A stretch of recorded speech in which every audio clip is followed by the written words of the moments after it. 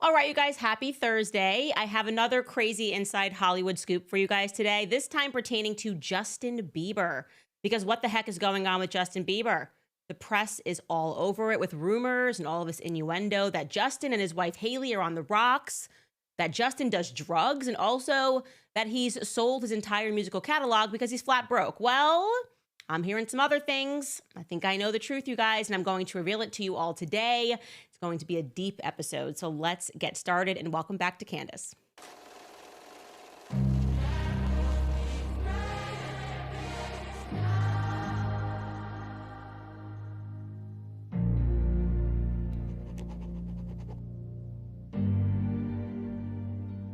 Let me tell you guys something about 2025, okay?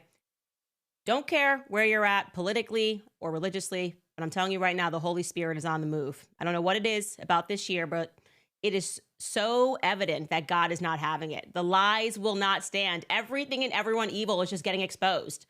So if you're involved with evil, short the market on it, okay? Go long on goodness. Where should I begin with this? So there are a lot of unrelated subjects that we've been covering on this show that seem to now be preparing us for this moment in time. It's all tying into one another. Foremost, let me state right now, right at the top of the show, I do not know Justin Bieber. I do not know Haley Bieber. I have never had a conversation with either of them. I am not being employed or paid in any capacity by Justin Bieber's PR team, nor am I even in touch with Justin Bieber's PR team or manager. That's just to mark me safe from anybody pretending that I'm doing this because somebody's paying me. How I got this information truly is a God thing. So we have been hitting at a few themes and topics on this show this year. First and foremost, MK Ultra, right? That clandestine government program, which we know happened here in America. It's undeniable. Most of the files were destroyed. Obviously, if you were in the book club, you have already fallen down the rabbit hole of chaos, recognizing the power of the media, the power of psychiatrists, our government, and our next book that we're reading is Hollywood Babylon. How fitting, where it all began, how these programs are executed in Hollywood. All right, well, we've also recently taken you guys down the rabbit hole of what exactly happened to Kanye West, now goes by Ye, which the media just conveniently ignored, wasn't interesting to them. The now infamous text message from his quote unquote trainer, Harley Pasternak, just a gym trainer who actually came out of a military program where he was allowed to experiment with and administer psychological medicine within what would be the equivalent of the Canadian Department of Defense with ties to MK Ultra. Totally normal. They're threatening Kanye, I'm going to put you back in the hospital. You won't remember anything. He's basically saying, I'm going to do to you, what we kind of did to Britney Spears. There's a cocktail of medicine, and we can give people mental disorders. That is a fact. If you read Chaos, you know that is a fact. They discovered that ability in the 60s. Anyways, I think overall during the last 3 years, it's safe to say that we as a society are learning that there is a very dark element to psychological methods. That seems to be the name of the game. Psychiatric care, psychology, coupled with the mainstream media, pretty well established pathway of destruction, whether you're talking about COVID, where it was a mass psychosis. It captured all of society and instantly we were modifying our behavior, or if you're talking about them targeting certain individuals like Britney Spears, Kanye West, which brings me to the topic of Hollywood and child stars. Regarding which Justin Bieber obviously was an idyllic one. His career began way back when he was just a sweet little kid making YouTube videos, sharing his gift of singing with the world. Here's a reminder of little baby Justin Bieber. Take a listen. I don't want nobody else. Without you, there's no one left, and you're like Jordan's on Saturday. I gotta have, and I cannot wait now. Hey, little shawty, say you care for me. You know I care for you. You know that I'll be true. You know that I won't lie. You know that I will try to be your everything. 'Cause if I got you, I don't need money. I don't need cars. Girl, you're my heart. And ooh, I'm into you. There's something about a child singing, it just completely warms your heart. And then we found out that he was also musically gifted. He knew how to play, among other instruments, the guitar, proving that really he just had this passion and this love of music. Here's another little baby Bieber singing Edwin McCain's I'll Be. Take a listen. To me, that we belong together, just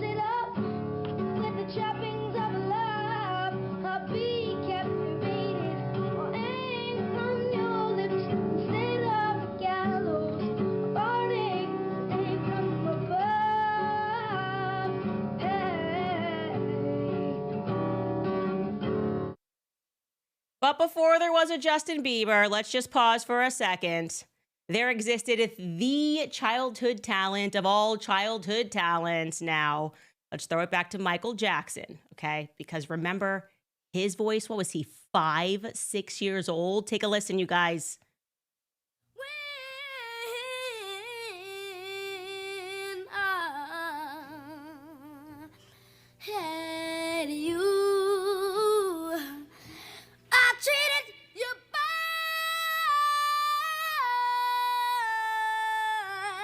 and wrong, my dear, and God since you went away. I see people in the chat already saying, I'm crying. I know I am crying already. And yeah, this is a little bit of a tearjerker of an episode because you forget how young and how innocent these people are.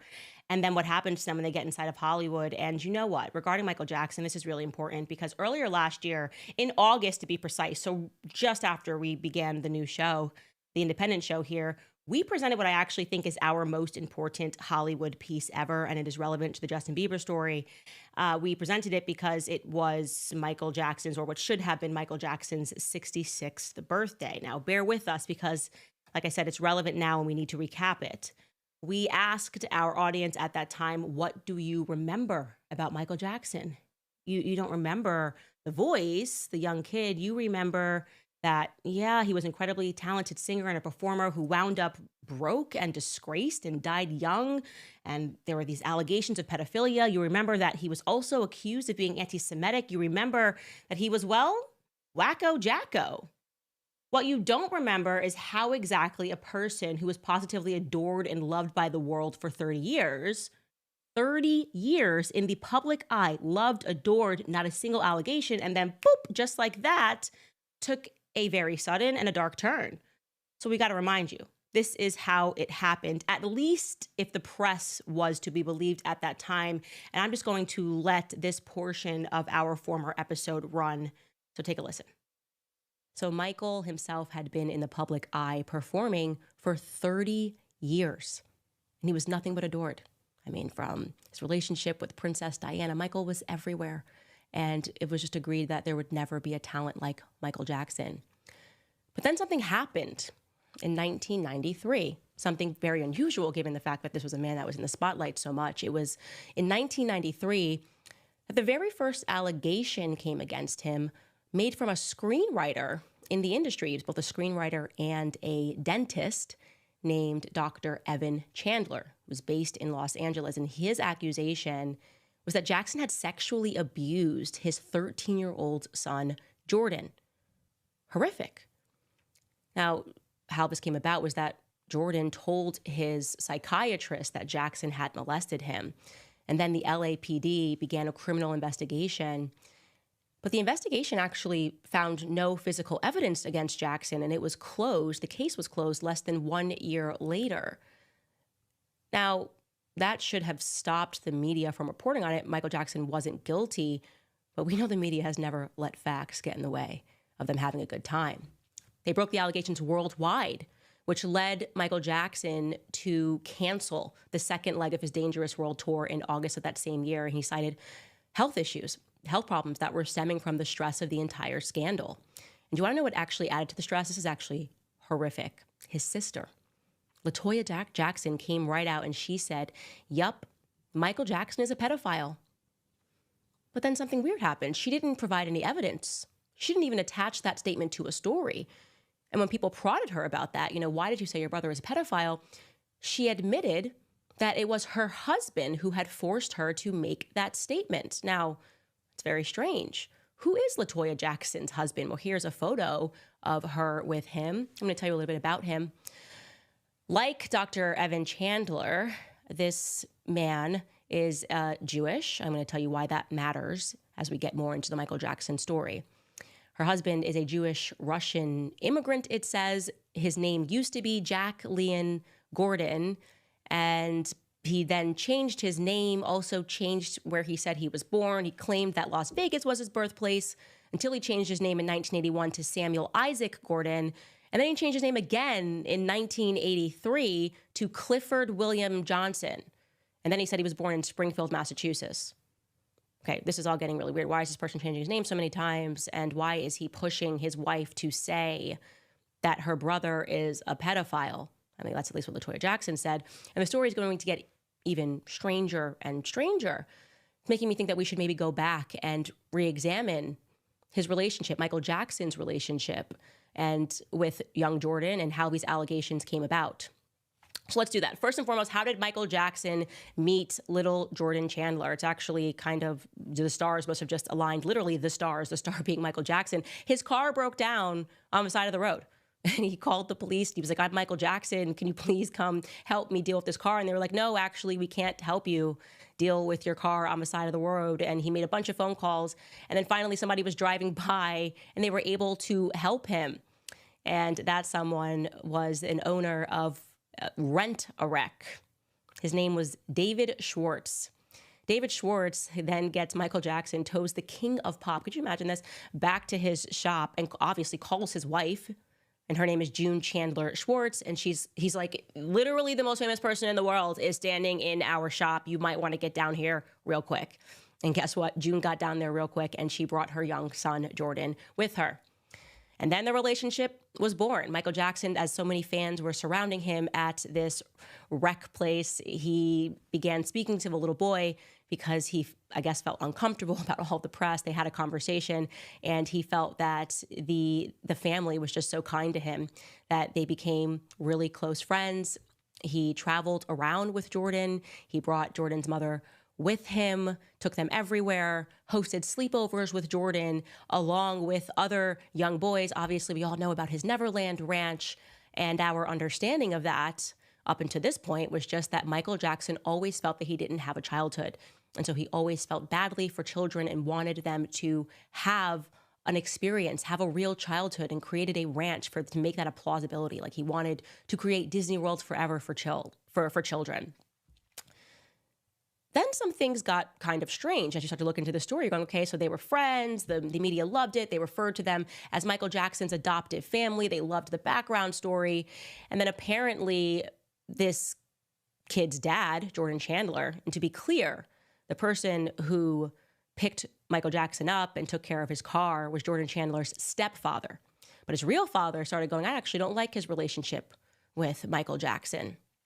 And that's interesting because then you find out that despite the fact that his real father, Dr. Evan Chandler, made these allegations against Michael Jackson, despite the fact that you learn that it was him that did this, Jordan Chandler, just a year later, decided to emancipate from both of his parents.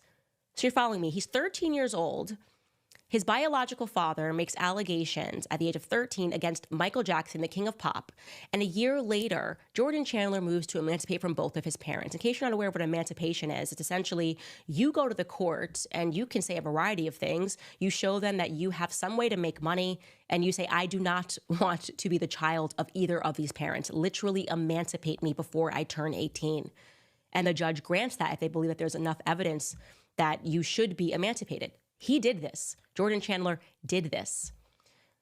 And it makes you wonder, like, how could you do this to your dad? I mean, like, your poor old man, that must have been a really tough decision for Dr. Evan Chandler to stand up to the king of pop and all his power and all his fandom and to say, hey, he molested my child and it wasn't on my watch. My wife is remarried. He shouldn't have even been having sleepovers. You would think that Jordan would adore his father for having done this. And then you find out that when he turned 16, he filed a restraining order against his dad because his dad tried to beat him with a weight. Hang on, because this is going to be very important, you guys. A weight. So you've got this Dr. Evan Chandler character who's now trying to beat his son, Jordan, who's now 16, knowing all his son had experienced at the hands of the king of pop, allegedly. He decides to just try to beat him with a weight. What could have led to the breakdown of their relationship? I mean, it's not like a father could have done something like compel his son to say that he had been molested by Michael Jackson if he hadn't been, right? It's not like Evan Chandler, his biological dad, drugged his son Jordan into a confession of some sort, like they were using drugs like that in Hollywood. Oh my God, wait, no, you guys, you're not going to believe this. Yes, Jordan Chandler, the son, was literally drugged by his father dentist, Dr. Evan Chandler, into a confession. This is from an article at that time. It reads, on August 2nd, 1993, dentist Dr. Evan Chandler was extracting a tooth from his own son, Jordan, when he did something unusual. Under the supervision of an attending anesthesiologist, Dr. Chandler injected his son with a dose of sodium amytal, a barbiturate. Although in popular culture, it has sometimes incorrectly been called a truth serum, it is not normal to use sodium amytal to pull a tooth. In fact, it is a psychological drug with sedative and hypnotic effects, end quote. Dr. Evan Chandler, after compelling this confession from his son, literally drugging him, it's giving Harley Pasternak vibes, then demanded $20 million privately from Michael Jackson to not make it public. He also took his son to a psychiatrist and made his son describe graphic details of what Jackson had done to him, but not to any of the other boys who were present as well. Jordan's mother, June Schwartz, thought that her ex-husband was insane and knew that he was lying. So Jordan's stepdad, the one who had initially picked up Michael Jackson, a man named David Schwartz, decided to confront the biological father and secretly record him. Like, what are you doing here? Why are you doing this? Here is that recording of Evan Chandler, the dentist from hell. This man is going to be humiliated beyond belief, and will not believe it. He will not believe what's going to happen. And beyond his worst nightmares, that's one more record. This attorney I found, I interviewed several, and I picked the nastiest son of a bitch I could find. Once I make that phone call, this guy is just going to destroy everybody in sight, any devious, nasty, cruel way that he can do it. And I've given him full authority to do that. It'll be a massacre if I don't get what I want. If I go through with this, I win big time. I will get everything I want, and they will be destroyed forever. They will be destroyed. June is going to lose Jordy. She will have no right to ever see him again. Yeah. That's a fact, Dave. That's what's going to happen. Does that help? Michael's career will be over. Does that help Jordy? Michael's career will be over. And does that help Jordy? It's irrelevant to me. It's irrelevant to me whether or not my son is helped. This is about money and power. He sounds like a really nice guy, really nice father. Even crazier update, by the way. Evan Chandler, that dad you're listening to, who started the initial allegation against Michael Jackson, well, he was kind of suicided. He committed suicide in November of 2009, 5 months after Michael Jackson was overdosed. Yes, Evan Chandler shot himself in the head. There were no witnesses. There was no note. He was found by his building concierge. Okay. Now, of course, like I know, and we all remember, there were more allegations against Michael Jackson. In fact, an explosion of more allegations that came almost 10 years later in 2003. And I now need to remind you about 2003. I promise you this is all very relevant to Justin Bieber. It began for Michael Jackson in 2003 when a boy named Gavin Arvizo accused Michael of child abuse, saying that he was under 14 at the time of the alleged crime. The singer was then charged with 7 counts of child sexual abuse, 2 counts of administering an intoxicating agent. What else do you guys remember from that time? We remember that Michael Jackson, we were told, was a drug addict, that he was caught on a recording by his doctor, the doctor who would eventually mistakenly kill him alongside Diddy's security, current security. And in the recording, Michael referred to Jews as leeches. Then the media labeled him worldwide as anti-Semitic. He had never been called that before. It was also revealed that Michael had an enemy list, of which Tommy Mottola appeared. Yeah, alongside with Rabbi Shmuley. Yes, that Rabbi Shmuley. Illusionist Uri Geller, attorney Gloria Allred. Is this all coming together? It's just all of these names that we're familiar with on his podcast. Also, he named the district attorney Tom Sneddon and Janet Arvizo, the mother of another Jackson accuser. So that's what we remember. Here's what you likely do not remember. And again, we're going to jump back into our episode 55. Take a listen. We don't remember even that Michael Jackson, despite all of those media headlines and being accused of being a pedophile, he actually won his case. Yeah, despite 10 years of investigation, no proof was ever actually produced.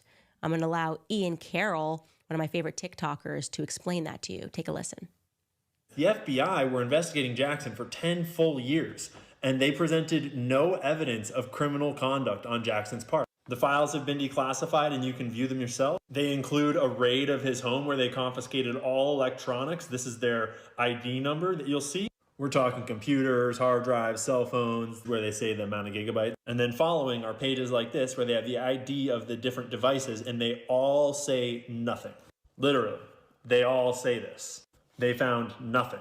But that didn't stop the press from running made-up stories about how secret FBI files revealed that Jackson had paid millions in hush money to dozens of boys he had abused, despite the FBI files directly negating that statement.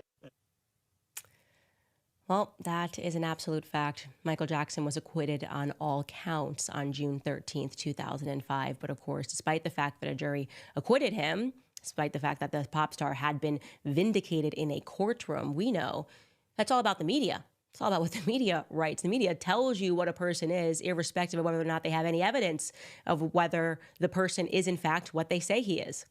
That's the power of the mainstream media. Michael Jackson himself insisted that he actually was the victim of mother and son con artists, plus a prosecutor who had a vendetta. But a vendetta about what? And also, can somebody explain why he decided to, at the end of his life, become an anti-Semite, become a Jew hater? Oh, actually, yeah, Ian Carroll can explain that portion again, too. Take a listen. When you look into those allegations or those insults, you realize that because of his will that was probably fake and filed right before his death.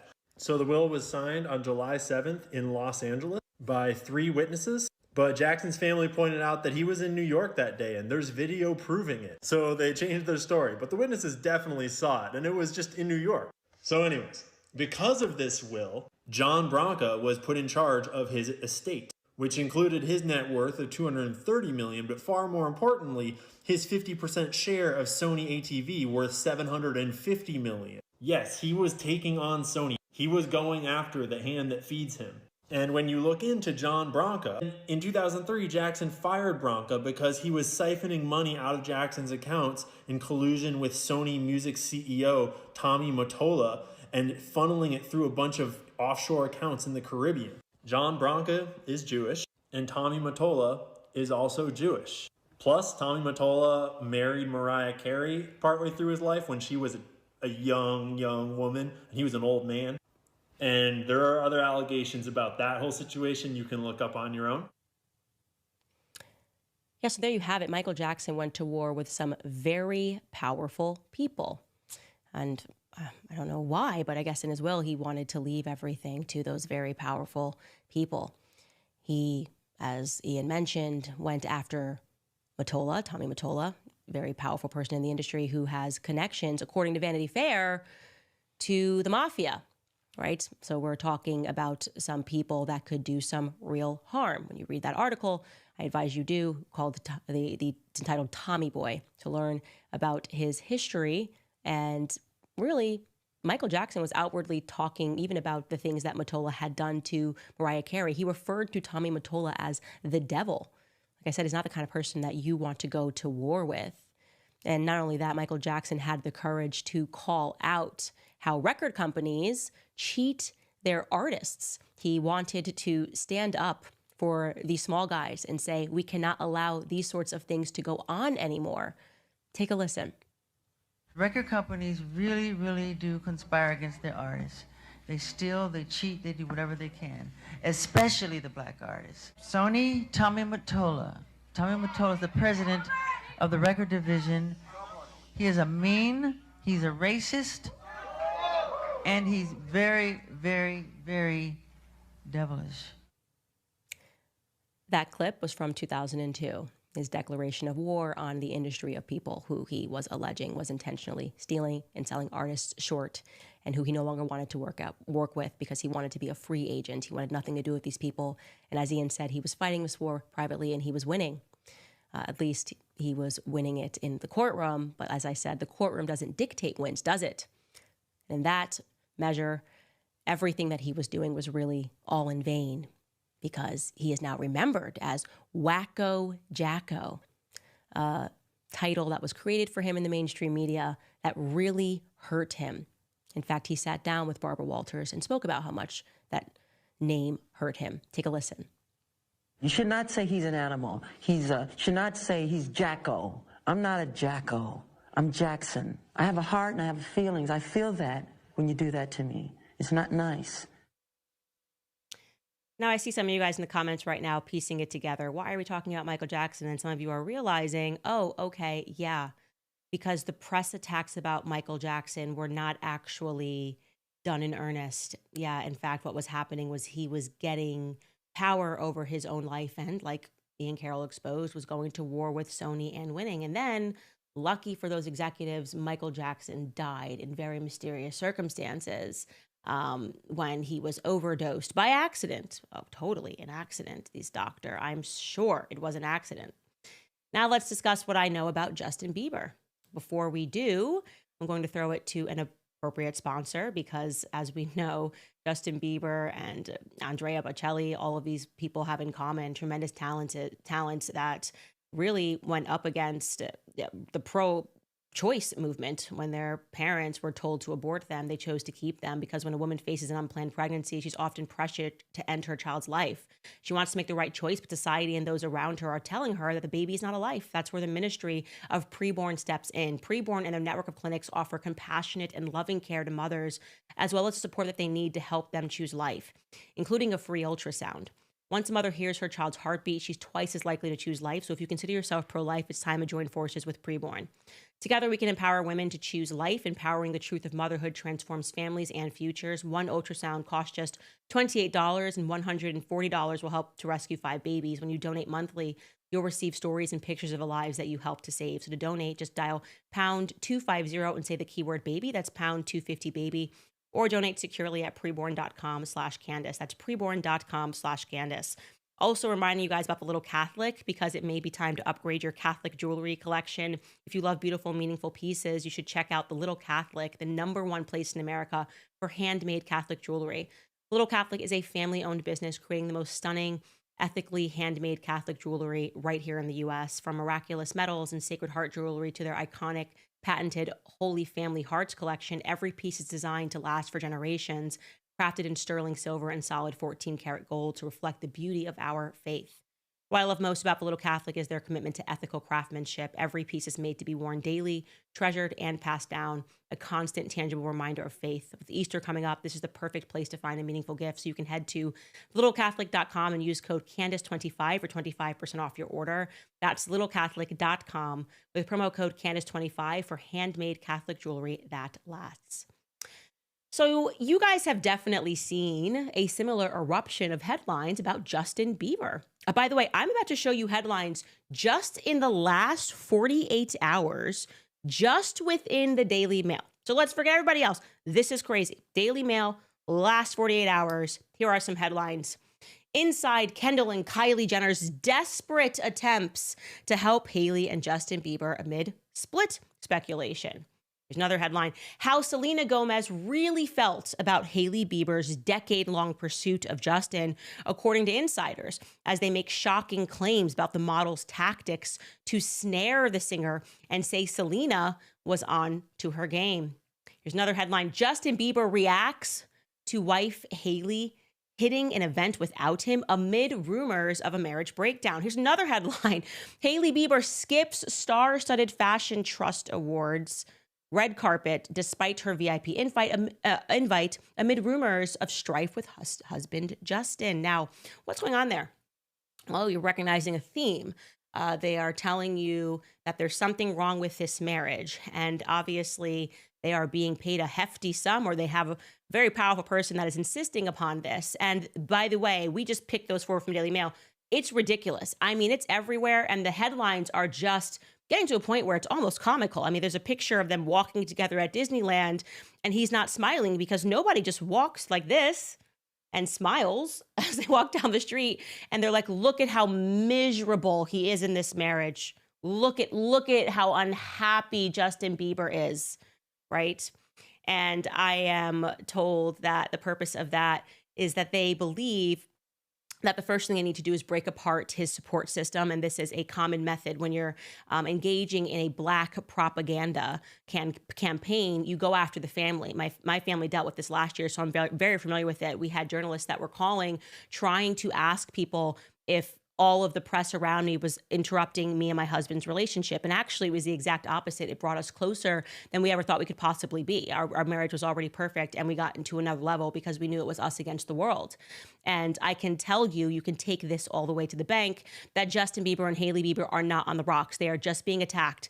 Some of these attacks are paid campaigns, which you are seeing. Some are organic responses to these paid campaigns. So you have some people who they're being told and targeted to go after him and to go after Hailey Bieber and to make it relentless, okay?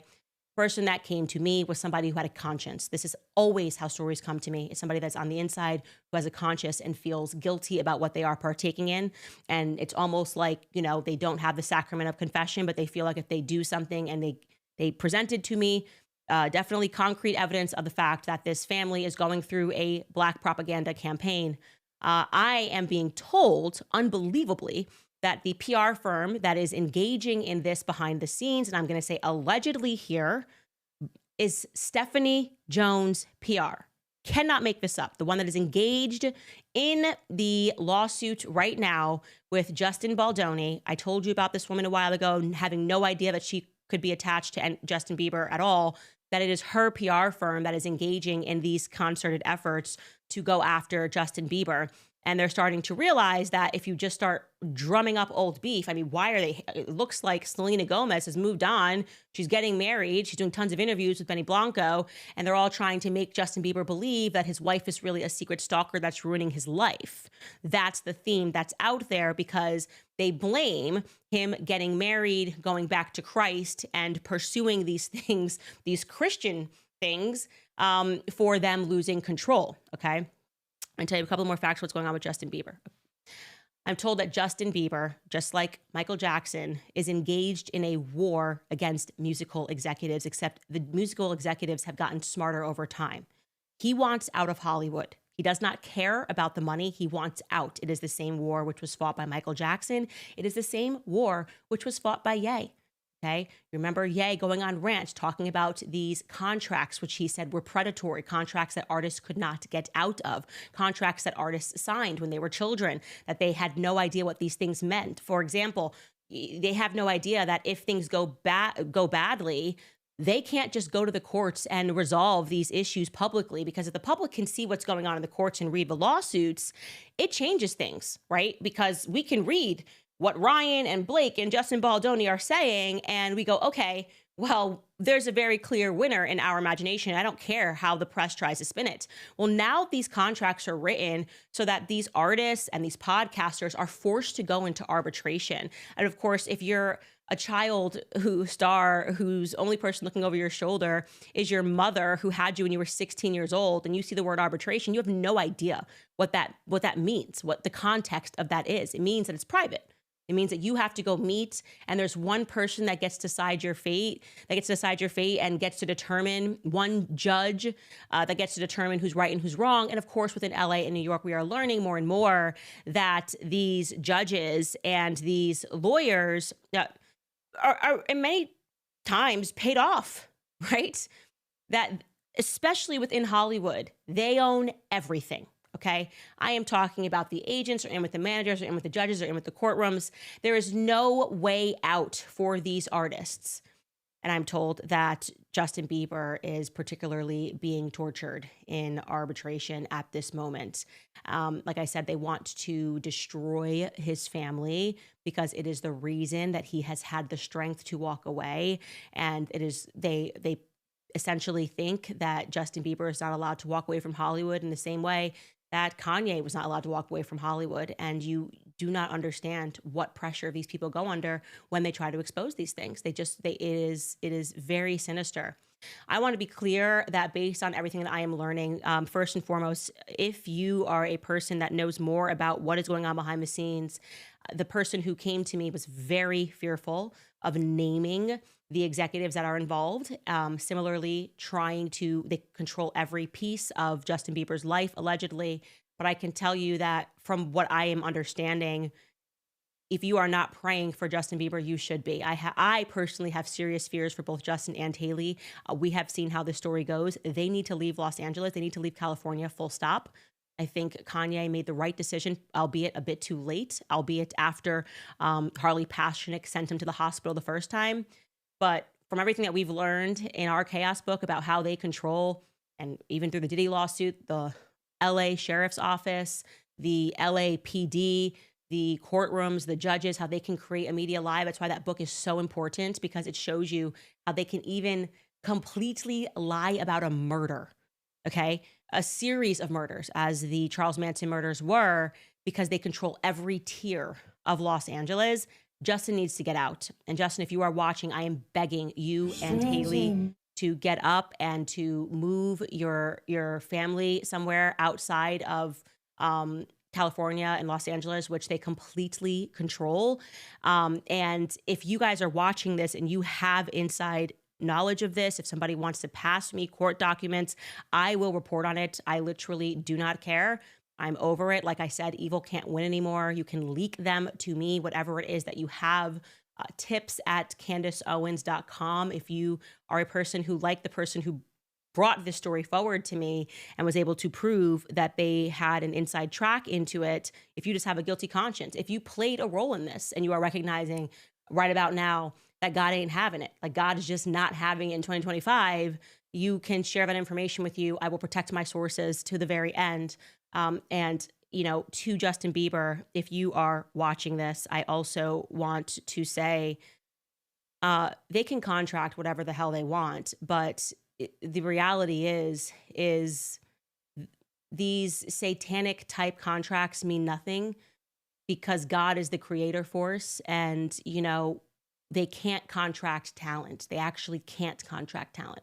If the creator force lives within you, if you're a godly person, it is the biggest lesson of my last year and so is you can rebuild it, burn it to the ground, let them have everything, start from scratch, okay? All you need is yourself, and you've proven this over and over again, a microphone and maybe a guitar. And on that note, here's a more recent clip of Justin singing the same song that he sang when he was a little boy by Edward McCain.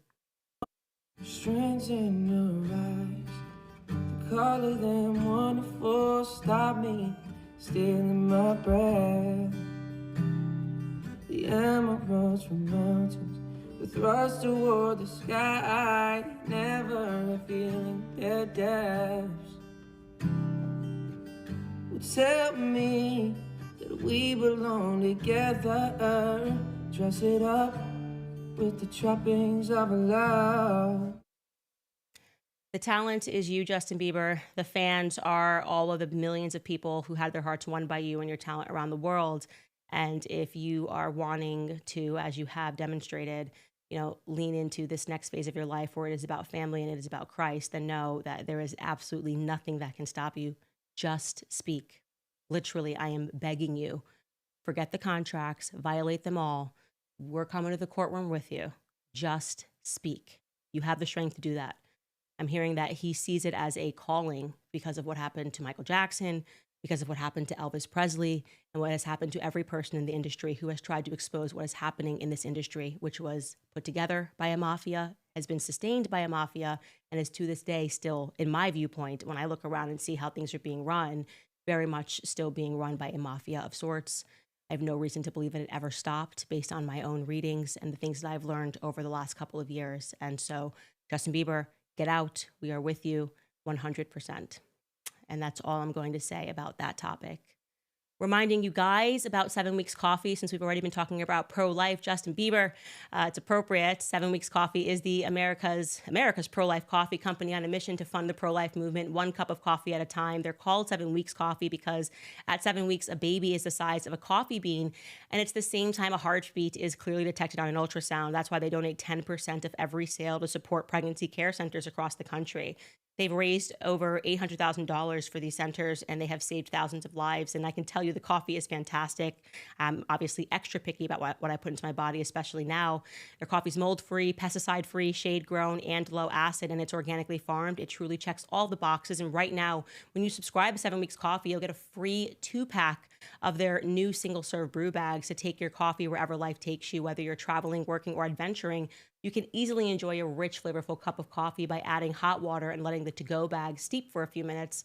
So head over to 7weekscoffee.com and save 15% forever when you subscribe. Plus, exclusively for my listeners, if you use code Candace, you'll get an extra 10% off your first order. That's 25% total savings on your first order.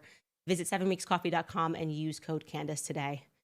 Man, like I said, I got to tell you, it feels, I don't know, I feel optimistic. I feel good about this year. Like I don't know, evil just can't win. It just keeps getting exposed quickly, lies, everything just is getting exposed.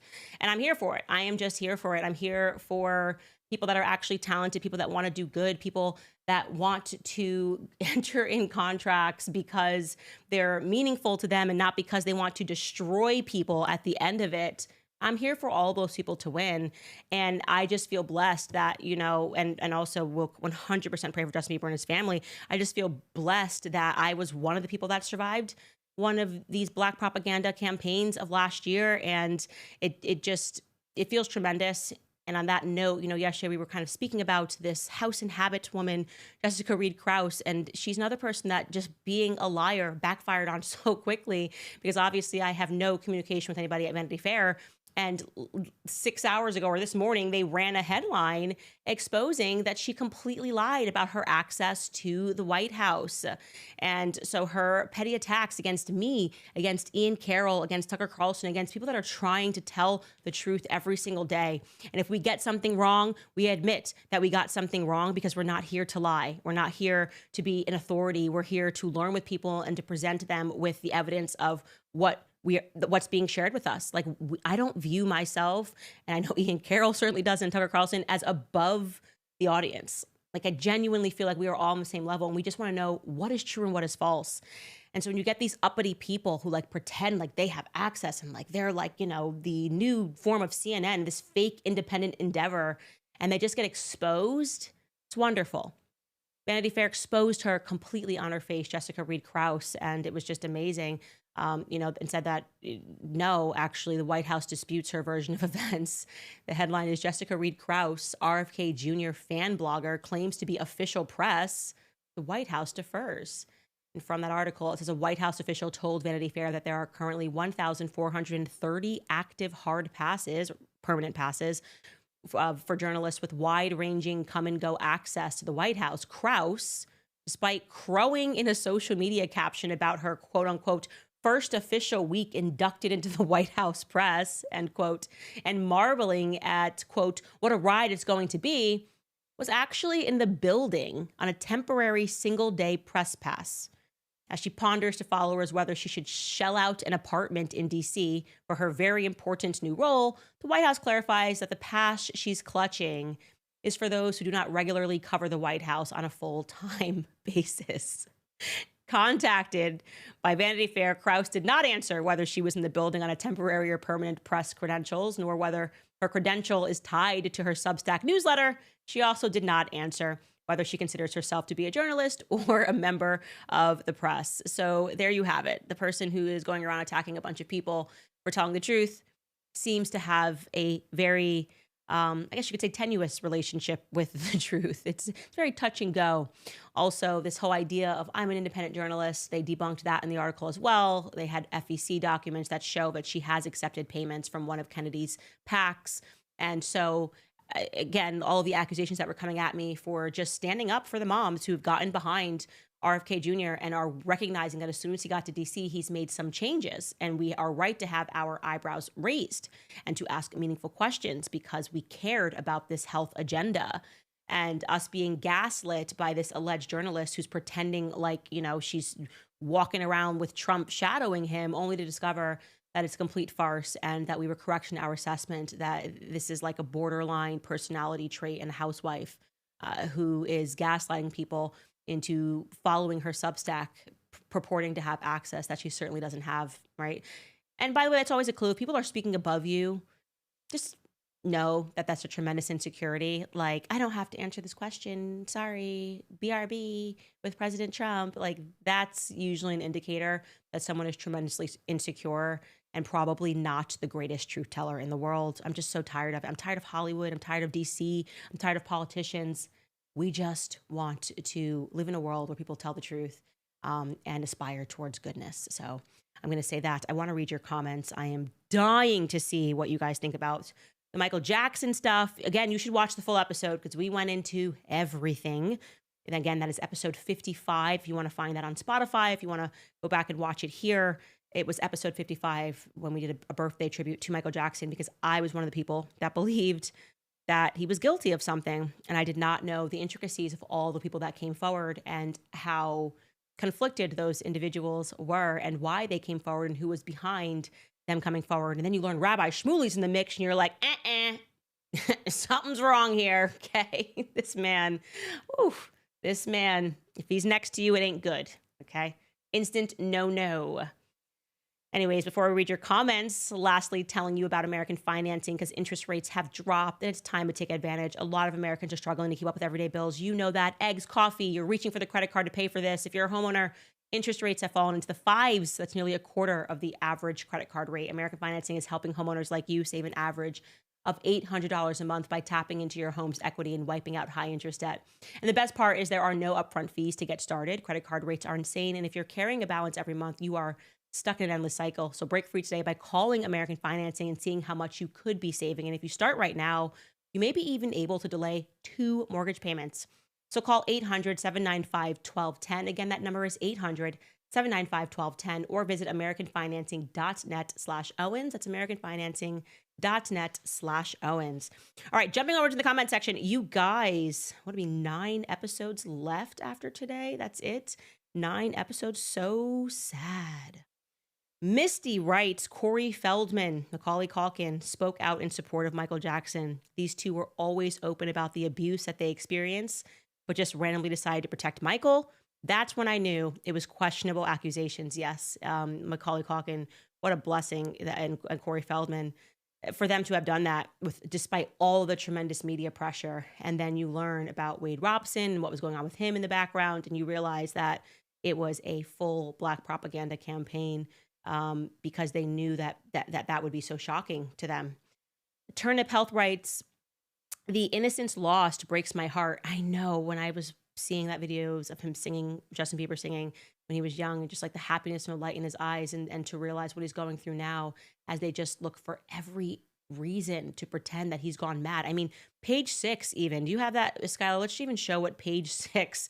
Ridiculous. You can tell by the words and the verbiage, right? Justin Bieber goes on wild, unprovoked tirade against money-hungry paparazzi. You don't care about people. They're always trying to make you think that these people are out of control. And I'm going to show you the video, because page 6 is dirty. They're just absolutely yucky. These are the ones that came after me last year too. And wild. He's so crazy, out of control. Here's the video of him asking the paparazzi to reasonably leave him the heck alone. Take a look at this video. Good morning. No, not good morning. You already know. Why are you here? You already know. You just want money. Money. Money, get out of here, bro. Money. All you want. You don't care about people. All you want is money. Go. Get out of here. All you guys want is money. Money. Get out of here, bro. Get out of here. Money. That's all you care about? Money? That's all you care about, guys. What do you know? It's money. You don't care about people. Only money. Only money. No people. You don't care about human beings. Go.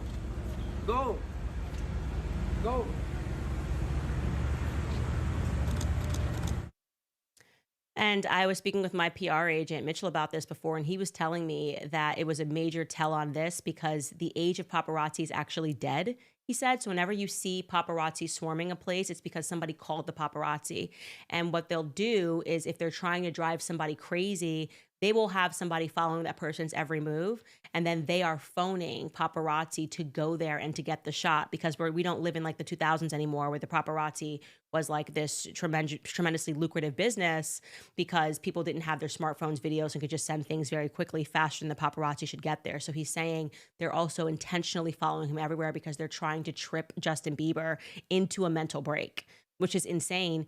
And then I found out from somebody that they did the same thing to Britney Spears, even going so far as to have somebody while she was inside somewhere to pull out a piece of her car so that it wouldn't start. And so she was stuck when she was trying to turn her car on, and then all the paparazzi were swarming her. And so she had this like mental breakdown. They're trying to do this to Justin Bieber right now. And I feel like we have to be his prayer warriors. We have to be his warriors in the comments. When you see people that are contributing to this, trying to drive him into a psychosis, we need to be like gang, like a Christ gang. We're not allowing this to happen to him. They are not going to do to Justin Bieber what they have done to Kanye, what they have done to Britney, what they did to Michael Jackson before. And like I said, the scariest thing in the entire world would be if they somehow got him into a Psych 5150 hold, because that's where they do this jujitsu type psychological Harley Pasternak, going to give you some drugs and take you to La La Land forever, and play dates with your kids just won't be the same. Like, that's what Harley Pasternak said in a text message. Imagine being so thug life and knowing how protected you are that you didn't even say it on a phone call, you texted it to him. Like, he texted this. Look at this text. I'm going to help you. One of a couple of ways. First, you and I sit down and have a loving and open conversation, but you don't use cuss words, and everything that is discussed is based in fact and not some crazy stuff that dumb friend of yours told you or you saw in a tweet. Second option, I have you institutionalized again, where they medicate the crap out of you and you go back to zombie land forever. Play date with the kids just won't be the same. Totally regular gym trainer there, guys. That's just me and my gym trainer, me and my Pilates teacher doing what we do. Said nobody ever. That was sent to Kanye, and that's why I'll never turn my back on him, because I know how evil Hollywood is. And I'm excited for those of you that are in the book club that we're reading Hollywood Babylon next, because that's the origins of Hollywood story. And many of you guys have messaged me and said, Candace, you know the author of this Kenneth Anger. He's dead, yes, but he was a Satanist, and he was in, yes, I'm aware of all those things. He was in the club. That's why his book is more relevant. So I'm not promoting him, and we will talk about him. Our next meet, I think, is on Tuesday. We will talk about him and his background. And yes, he was into the occult, and he produced satanic occult type movies. I know all of those things, but that's why he knew it. That's why he knew what was happening in Hollywood. And that's why it's important for us to learn that, because the book is not him trying to indoctrinate us into it. He's just kind of going, this is how we built Hollywood. It's insane. It's totally crazy. This next person writes, as Christians, we are called to cast out demons in Jesus' name. Let us all pray right now via chat. We rebuke all workings of the enemy working to destroy Justin Bieber and his family in Jesus' name. Amen.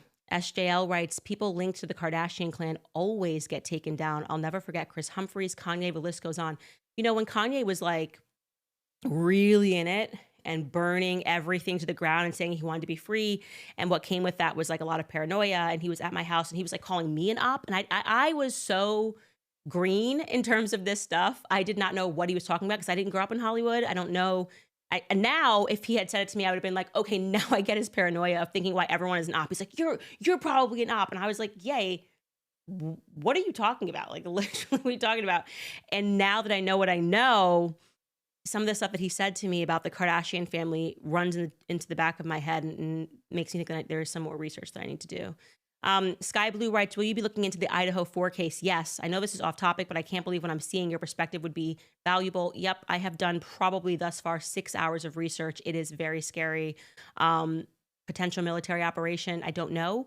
I know that I have never believed the official story that was given to us. None of it made any sense. And I am wondering if more people were involved. I didn't immediately go deep down the rabbit hole of that story, despite expressing my views publicly that I thought something was very wrong and something was very sinister, because there were students involved. And I just felt like it was more appropriate to allow those families to mourn. But now that some time has passed, and of course, still understanding that you are still going to be in mourning over that, we do need to get to the truth of that, because it happened on a college campus and the media was not honest about other elements of this case. And I think that, I think there's something very dark happened there, and that the government is trying to cover a lot of it up, which is evident by how much they're locking down in the court cases alone. Astra Luna writes, hey, Candace, would you ever do a deep dive into Alex Jones's sham trials? Also, you should investigate the deaths of Chester Bennington and Chris Cornell. My producer is telling me Chris Cornell was the lead singer of Soundgarden, and Chester Bennington was the lead singer of Linkin Park. Both died by suicide by hanging. Yeah, like I told you, I had an interesting, I think I told the book club, I had an interesting conversation with Courtney Love And she knows a lot. I'll just leave that at that. Maybe her and I will sit down and discuss all the things that she knows. Victoria P. writes, Candace, we'll miss you when you're on the maternity leave. Will Ian Carroll be replacing you? When will you be back? Look into the Luigi Mangione case. Okay. Yes. We are looking at Ian Carroll replacing me beginning the second week of May, and he will do 3 days a week at first so we don't completely overwhelm him. Hopefully I'll be able to pop in and do some joint episodes with him. But yeah, I think he's the perfect person to replace me because I realize we're interested in all the same topics. And I just think that that's a great way to carry it on and to get people thinking. So we will do that. And lastly, Luke Casely says, thank you, Candace, for ensuring that we stay informed with the facts. That's what I'm here for. And you know why? Because I know that eventually if we start sharing the truth, it becomes a game of whack-a-mole. So they can't deal with all of us. When we all become truth warriors, they're done. And so people, oh, Cancer, you're fearful. Obviously, I understand how sinister and evil these people are. I'm the one telling you guys what books to read to understand just how deep this stuff is and twisted and occult it all is. But, you know, we have to have faith. And I have faith, and I know the power of truth when it's spoken instantly. And like Ian said on our joint episode, lies have to be repeated over and over again to be believed. Hence, the heavy inundation from the headlines. He's a pedophile, he's a pedophile, pedophile, pedophile. Justin Bieber's going crazy. It's, you know, his marriage is bad. Then you hear the truth. You hear it one time. You watch this episode and you go, I know what I'm looking at.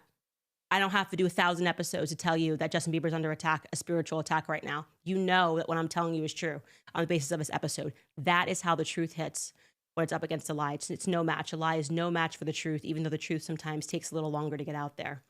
Lastly, guys, reminding you that we have website merch. Obviously, if you want to support the show, I'm wearing a hoodie, sweatshirt, actually crew neck. But we do have our Make Him a Sandwich t-shirt now that's up, some darker colors. We have our hats that are back up. You guys are loving the anti-feminist line. And so we have restocked everything because things sold out, which I'm really excited about. And again, next book club, we'll be starting the introduction to Hollywood Babylon, wrapping up Chaos, starting the introduction to Hollywood Babylon. Perfect time to tie it in with Justin Bieber and everything that we've been discussing. Super excited. We will see you Tuesday, April 15th for that. So this coming Tuesday. All right, guys, love you forever. And we won't see you tomorrow because I'm taking Fridays off to just be a pregnant person. But we will see you on Monday.